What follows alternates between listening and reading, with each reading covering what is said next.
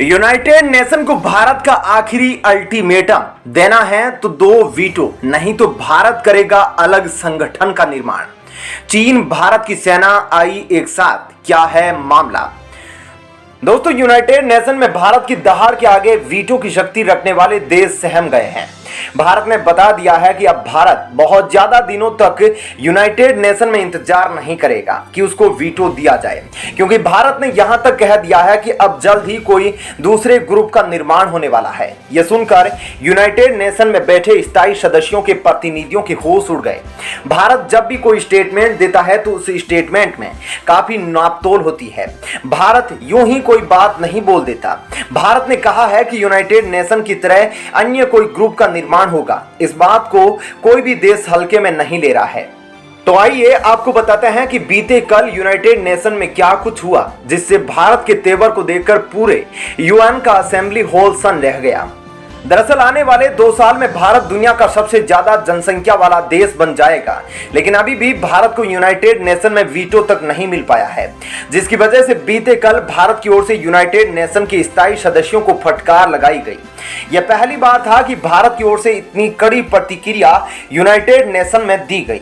आपको बता दें कि यूनाइटेड नेशन में कुल 15 देशों को शामिल किया जाता है, जिसमें 5 देश स्थायी सदस्य हैं, जिनकी सदस्यता कभी खत्म नहीं होगी। वहीं 10 अस्थायी देश होते हैं, जिनको 2 सालों के लिए नियुक्त किया जाता है। यूनाइटेड नेशन का अहम काम दुनिया की सुरक्षा से जुड़े मुद्दों पर फैसला देना होता है। यूनाइटेड नेशन में स्थायी देशों को वीटो पावर दी जाती है। ये अपने वीटो का इस्तेमाल करके दुनिया के किसी भी मुद्दे को पारित करा सकते हैं और अपने वीटो का उपयोग करके प्रस्ताव को खारिज कर सकते हैं।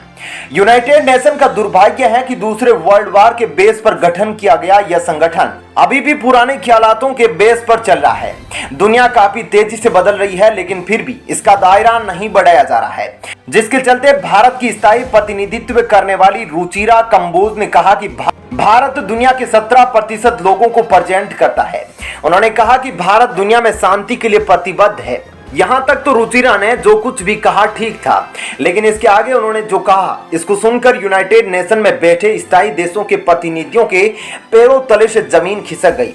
इस बात की बयानबाजी करने से भारत हमेशा ही दूर रहता है, लेकिन अब भारत को भी गुस्सा आ रहा है और यूनाइटेड नेशन पर फूटना शुरू हो गया है। उन्होंने कहा कि यह दुर्भाग्य की बात है कि यूनाइटेड नेशन में अफ्रीका कॉन्टिनेंटल को लेकर बहस होती है, लेकिन अभी तक उसका कोई भी रिप्रेजेंटेटिव यूनाइटेड नेशन में मौजूद नहीं है। यानी कि अफ्रीका का कोई भी देश यूनाइटेड नेशन का सदस्य नहीं है। यूनाइटेड नेशन की दोगली नीति को आप देखिए।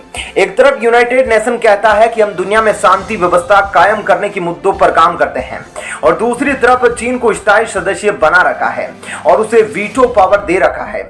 यह वही चीन है जिसका इस वक्त मौजूदा समय में भारत समेत तकरीबन 14 देशों से विवाद चल रहा है। वहीं भारत का प्रतिनिधित्व कर रही रुचिरा कंबोज ने आगे कहा कि अब यूनाइटेड नेशन को जल्द से जल्द रिफॉर्म करने की जरूरत है। अगर अब यूनाइटेड नेशन के दायरे को नहीं बढ़ाया गया, भारत को नहीं शामिल किया गया, तो अब जल्द दूसरे ग्रुप का निर्माण होगा और यूनाइटेड नेशन सिमट कर रह जाएगा। जिस तरीके से दुनिया में क्वाड जैसे देश तेजी से बढ़ रहे हैं, उनके दायरे को बढ़ाया जा रहा है। अगर यह संगठन बढ़ गया तो यूनाइटेड नेशन की बातों का कोई महत्व नहीं रह जाएगा। दरअसल जितने भी छोटे छोटे देश हैं, वे सभी चाहते हैं कि भारत को यूनाइटेड नेशन में वीटो पावर मिले, भारत को स्थायी सदस्य बनाया जाए, क्योंकि भारत ही वह देश होगा जो कि उनकी बातों को यूनाइटेड नेशन में रखेगा। अफ्रीका के देश भारत का सपोर्ट कर रहे हैं। वहीं यूनाइटेड नेशन में जो 5 स्थायी देश हैं, उनमें से 4 देशों की सहमति भारत को आसानी से मिल जाती है, लेकिन चीन अपने वीटो पावर का इस्तेमाल करके भारत को यूनाइटेड नेशन का स्थायी सदस्य नहीं बनने देता है। यही वजह है कि भारत कहता है कि United nation second world war के माइंड से चलता है, जो 2022 के दशक में बिल्कुल भी ठीक नहीं है। तो दोस्तों, यह तो थी इस वीडियो की पहली खबर। हम आपको दूसरी खबर बताएंगे, लेकिन उससे पहले आप कमेंट करके बताइएगा कि भारत को कब तक यूनाइटेड नेशन में स्थायी सदस्यता मिल सकती है। Line of actual control Bharat और चीन को बांटने वाली वह सीमा रेखा है जिस पर आजादी के बाद से ही तनाव बना हुआ है। चीन भारत की जमीनों को कब्जाने के लिए कई बार घुसपैठ कर चुका है, लेकिन छोटी छोटी आंख वाले चीन की कागजी से भारतीय सेना को देखकर गिरते पड़ते भागने पर मजबूर हो जाते हैं। चीनी सीमा के बिल्कुल नजदीक अमेरिका और भारत की वॉर ड्रिल हो चुकी है। मौजूदा वक्त में भारत और चीन के बीच तनाव 7वें आसमान पर पहुंच चुका है। चीन अपनी सीमा पर लगातार फाइटर जेट और ड्रोन की संख्या को बढ़ाने में लगा हुआ है। वहीं दूसरी ओर भारत की तरफ से खतरनाक स्वदेशी हथियारों सहित कई देशों के हथियार अलर्ट मोड पर रखे गए हैं। पहाड़ों का बादशाह राफेल, आसमान की ऊंचाइयों को नापने वाला तेजस और दूसरे देश की सीमा को लांघकर सटीक मार करने वाले ब्रह्मोस मिसाइल वे हथियार है जिनको भारत ने बिल्कुल तैयार कर रखा है। चीन के पास भारत से ज्यादा सैन्य शक्ति होने के बावजूद भी भारत का डर मौजूद है।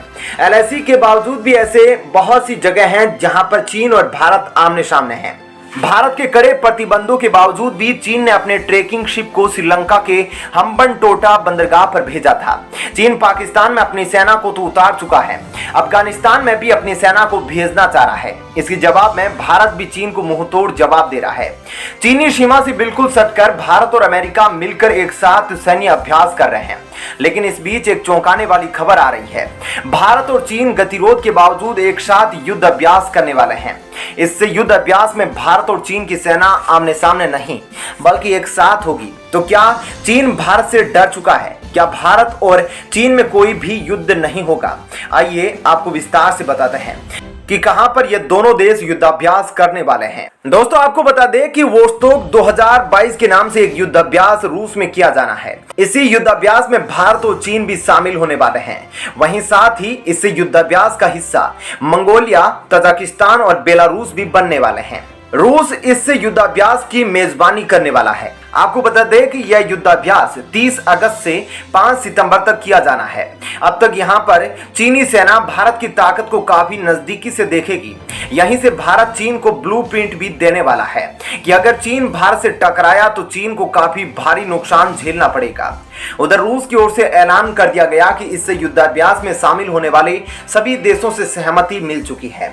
उधर रूस और यूक्रेन तनाव के बीच कई बार विश्व संगठन ने भारत पर रूस के खिलाफ बोलने का दबाव बनाया था, लेकिन भारत ने रूस के खिलाफ एक शब्द भी नहीं बोला। वहीं उसी तनाव के बीच भारत के प्रधानमंत्री मोदी रूस के राष्ट्रपति व्लादिमीर पुतिन की 2 बार फोन कॉल पर बात हुई है। इतना ही नहीं, भारत के राष्ट्रीय सुरक्षा सलाहकार अजीत डोभाल भी इस वक्त रूस के दौरे पर गए थे। इस युद्ध अभ्यास के चलते अमेरिका में काफी हलचल देखी जा रही है, क्योंकि अमेरिका के 2 सबसे बड़े दुश्मन चीन और रूस एक साथ युद्धाभ्यास करने जा रहे हैं।